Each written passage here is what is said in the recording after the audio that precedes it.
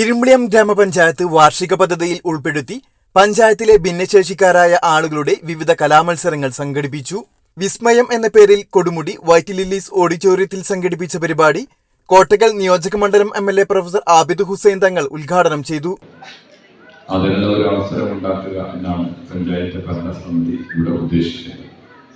ഈ പരിസര പ്രദേശത്തുള്ള അത്തരം കുടുംബങ്ങളിലെ കുട്ടികളെ രക്ഷിതാക്കളും അവരനുഭവിക്കുന്ന പ്രയാസം വളരെ വലുതാണ്.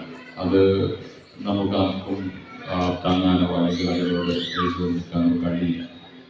പക്ഷേ അതേ സമയത്ത് അവർക്ക് ആവശ്യമായ സൗകര്യങ്ങൾ ചെയ്തു കൊടുക്കുക എന്നത് ഭരണസമിതിക്കാരുടെയും മറ്റുള്ളവരുടെയും ഒക്കെ ആവശ്യമാണ്.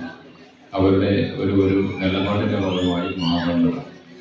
അതാണ് ഇവിടെ ഇരുമ്പുളിയം പഞ്ചായത്ത് ഭരണസമിതി അത്തരം കുട്ടികളെ വിളിച്ചു വരുത്തി അവരുടെ കഴിവുകളെ പ്രകടിപ്പിക്കാൻ അവർക്കൊരു മാനസിക സന്തോഷം തന്നെ അവരെ കൂടെ നിൽക്കുന്ന രക്ഷിതാക്കൾക്ക് ഉമ്മയാണെങ്കിലും ബാപ്പയാണെങ്കിലും അവരുടെ കൂടെ നിൽക്കുന്ന രക്ഷിതാക്കൾക്ക് അവരുടെ കൂടെ ഞങ്ങളുണ്ട് എന്ന് പറയാം. ആ വിഷമത്തിൽ ഞങ്ങളുടെ കൂടിയാണ് ആ വിഷമം എന്ന് പറയാൻ ഉള്ള ഒരു സന്ദർഭമാണ് പഞ്ചായത്ത് ഭരണസമിതി ഒരുക്കിയിട്ടുള്ളത്. ഗ്രാമപഞ്ചായത്ത് പ്രസിഡന്റ് ഷഹനാസ് PT അധ്യക്ഷനായിരുന്നു.